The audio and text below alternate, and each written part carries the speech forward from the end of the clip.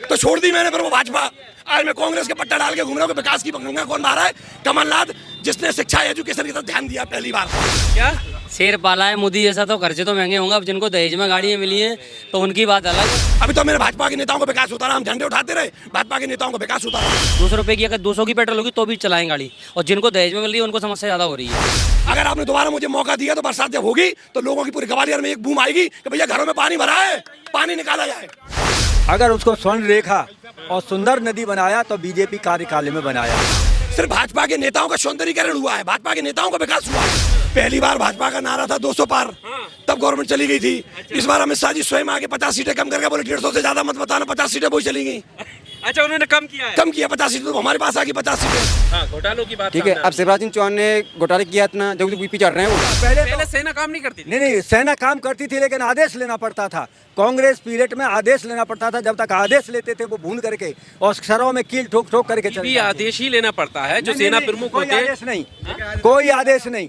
आज तो अगर आतंकवादी आएगा कोई भी आदेश तो लेना पड़ेगा यार, बिना आदेश थोड़ी हजार कोई किसी को मार देगा। नहीं नहीं साहब, आदेश तो लेना पड़ेगा। नहीं तो क्या आप टीवी के माध्यम से सुनिए। बगैर आदेश से क्या होगा? कोई चीज होगी बगैर आदेश से? महाराज के लिए पूरी भाजपा लग गई है कि कैसे इनको बाहर निकाला जाए। क्या बात कर रहे हो? बिल्कुल ये सच्चाई है। भाजपा का एक एक कार्यकर्ता बस इस प्रयास में है कि कैसे इनकी जमानत जब्त करा दी जाए। तो चुनाव प्रचार का दौर है मध्य प्रदेश में। इस वक्त हम मौजूद हैं और ये जगह है ग्वालियर सिटी। यहाँ के लोगों से जानेंगे कि चुनाव में इस बार जनता किन मुद्दों के साथ वोट करने वाली है। तमाम लोग हमारे साथ हैं और मौजूदा जो सरकार है उसके कार्यकाल से जनता कितनी खुश है। चाचा, आपका नाम क्या हुआ? राम बाबू। क्या लगता है अभी जो सरकार चल रही है मामा जी की, शिवराज सिंह चौहान जी, बढ़िया सरकार है। बढ़िया? हाँ बढ़िया, सब बढ़िया काम किए हाँ हैं? सब बढ़िया काम है। तो अभी फिर से मामा जी को लाना चाहते हैं या बदलाव? नहीं बीजेपी यही लाएंगे भैया हम तो। कोई दुख, कोई दिक्कत, महंगाई कुछ नहीं? बढ़िया, कोरोना कटवा दो, अनाज दो फ्री। हाँ, क्या शेर पाला है मोदी जैसा, तो खर्चे तो महंगे होंगे। अब जिनको दहेज में गाड़ियाँ मिली हैं तो उनकी बात अलग है, क्योंकि जो खुद के पैसे से अगर अपन गाड़ी ले रहे हैं या घर में अपन कमा रहे हैं उससे कोई प्रॉब्लम नहीं है, क्योंकि अपन कमा रहे हैं अपने ऊपर तक। अपने को जो सैलरी मिल रही है तो वो भी तो ज़्यादा मिल रही है ना, उस हिसाब से घर का खर्चा चल रहा है। और अगर गाड़ी अपन खुद की लेके आ रहे हैं तो अपने पास 10 लाख की अगर गाड़ी लेके आ रहे हैं तो अपने पास पैसा है ना, तभी तो अपन लेके आ रहे हैं। 200 रुपये की अगर 200 की पेट्रोल होगी तो भी चलाएं गाड़ी, और जिनको दहेज में मिल रही है उनको समस्या ज़्यादा हो रही है। अच्छा, प्रद्युमन जी ने बहुत काम किया ग्वालियर के अंदर। अगर किसी को नहीं दिख रहा वो उसकी मूर्खता है मेरे हिसाब से तो। सहमत हैं आप इनकी बात से? कह रहे हैं बहुत सारे काम बीजेपी ने किए। देखिए, इनकी बात से मैं बहुत सहमत हूँ। यहाँ स्वर्ण रेखा थी, इतना गंदा पानी और इतनी बदबू आती थी, पूरी शहर को गंदा करती थी। अगर उसको स्वर्ण रेखा और सुंदर नदी बनाया तो बीजेपी कार्यकाल में बनाया। हॉस्पिटल इतना गंदा पड़ा रहता था, हॉस्पिटल इतना गंदा पड़ा रहता था जिसका कोई ठिकाना नहीं। अगर उसे सुंदर बनाया तो वो बीजेपी कार्यकाल में बना। आज उस स्वर्ण रेखा के ऊपर जो पुल, ब्रिज, ओवर ब्रिज बनाया जा रहा है, यानी ग्वालियर का जो सौंदर्यीकरण बनाया जा रहा है, तो वो बीजेपी का कार्यकाल में हो रहा है। आज ये यहाँ से जितने भी ये पुल और ये जो रोड हैं और ये चौराया जो कि इतनी संकुचित हो जाता था कि यहाँ निकलना दुश्वार हो जाता था। 15 महीना की कांग्रेस सरकार आई और घोटाले, शिवराज सिंह पर ये घोटाला है, वो घोटाला। 15 महीने की से अंदर इन्होंने क्यों नहीं कार्रवाई की? अगर घोटाला था तो ये सिवाय आरोप लगाने के अलावा कांग्रेस पर कोई चीज़ नहीं रहती है। मजदूरों को प्रत्येक को रुपए दिलवाए तो जयभान सिंह पवैया ने, बीजेपी सरकार ने दिलवाए हैं। हाँ दिए ना, सबको मिले। अरे जब जयभान सिंह एक मिनट सुनो। जब संजय जी कांग्रेस में थे, जब अपना वो जेसी में नहीं बचा पाए, वो अब बीजेपी में चले गए, तो अब क्या बचा रहे हैं? अरे ये आप बताइए। जो अभी एक मिनट है, जो आप बीजेपी के कार्यकाल में जो अच्छे काम गिनवा रहे थे अभी, वो आप उससे सहमत है? लग रहा है कि ये काम हुए कि नहीं हुए? नहीं हुए। घोटाले इतने हुए हैं बीजेपी सरकार के अंदर, इतने से ज्यादा। हाँ, घोटालों की बात। ठीक है। अब शिवराज सिंह चौहान ने घोटाले किया इतना, जब बीपी चढ़ रहे हैं वो। शिवराज सीएम का चुनाव लड़ने से क्यों हट रहे हैं पीछे? जैसे इसलिए हट रहे हैं को हम घोटाला किया हमने, इसलिए हट रहे हैं। तो हट तो कहें कि हमें आज चुनाव लड़ने तो कैंसिल कर रहा हूँ। जो आरोप लग रहा है अभी कांग्रेस के कई नेता ये कहते हुए नजर आ रहे हैं कि देखिए इनके पास नेता ही नहीं है, ये सांसदों को अभी टिकट दे करके मैदान में उतार रहे हैं। डर है कि ये पूरी तरीके से नहीं, ये बिल्कुल नहीं, ये कतई नहीं। हमारी बीजेपी के यानी बीजेपी के अंदर एक यानी जो भी डिसीजन लेता है, वो जो डिसीजन ले लिया वो सबको पालन करना पड़ता है। वो किसी को भी कहीं से भी चुनाव लड़वा सकते हैं मध्य प्रदेश के लिए, कोई फूट नहीं है, कोई फूट नहीं है। अभी एक नहीं प्रतिद्वंदी नहीं है। कोई बताइए, नरेंद्र सिंह तोमर को बिदनी वहाँ दिमनी से दिलवाया, क्या फूट है? अच्छा प्रचार चल रहा है। कैलाश वर्गीय को वहाँ पे इंदौर से दिलवाया, क्या फूट है? कोई नहीं। यानी 7-8 को इनको उतारा है, कहीं पर भी कोई भी नज़र इस तरह की फूट नहीं आ रही। और यानी विदेशों की नीति पर देखेंगे, आज भारत को कितना चमका दिया। आज सेना को देखिए, सेना के पास जो पहले गोली चलाने के आदेश नहीं थे, आज चलकर आतंकवादियों को मारने का उनको खुला छूट है, खुले हैंड यानी खुले हुए हाथ हैं उनके। पहले भी तो था वो। नहीं, पहले नहीं था। पहले सेना काम नहीं करती थी। नहीं, सेना काम करती थी लेकिन आदेश लेना पड़ता था। कांग्रेस पीरियड में आदेश लेना पड़ता था। जब तक आदेश लेते थे वो भून करके और सरों में कील ठोक ठोक करके चलते भी आदेश ही लेना पड़ता है जो सेना प्रमुख होते हैं। आदेश नहीं, कोई आदेश नहीं। आज तो अगर आतंकवादी आएगा कोई भी आदेश तो लेना पड़ेगा यार, बिना आदेश थोड़ी हजार कोई किसी को मार देगा। नहीं साहब, आदेश तो लेना पड़ेगा। नहीं तो क्या आप टीवी के माध्यम से सुनिए। बगैर आदेश से क्या होगा? कोई चीज होगी बगैर आदेश के? बगैर आदेश से क्या? जब तो आया था आतंकवादी आएगा तुम आदेश लेंगे? नहीं है, बीजेपी का आदेश नहीं है। गाइडलाइंस होती है ना, उस गाइडलाइन जो भी सरकार तय करती है वो गाइडलाइन एक अलग है।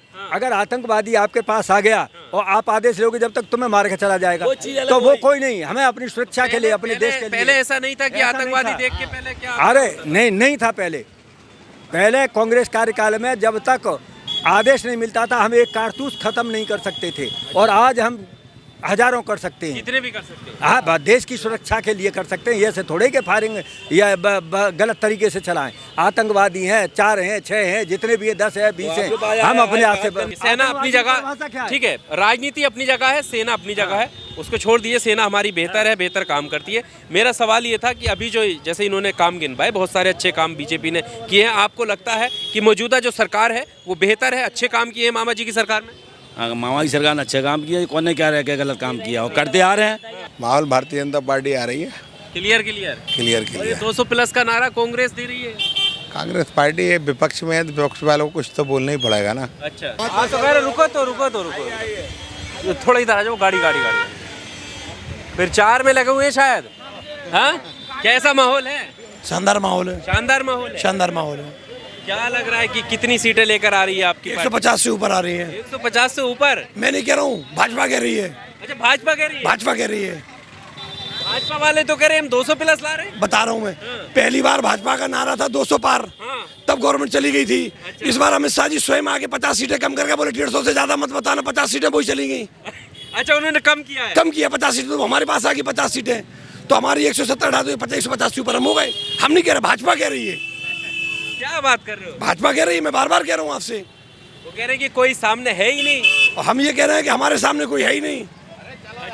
उल्टी परिस्थितियां हैं यहाँ, और सबसे बड़ी हार होने वाली 15 विधानसभा में मंत्री जी की। अच्छा, जी हाँ, किसे विकास मानते हैं मंत्री जी? कंट्रोल पे लाइन लगाने को विकास मानते हैं मंत्री जी?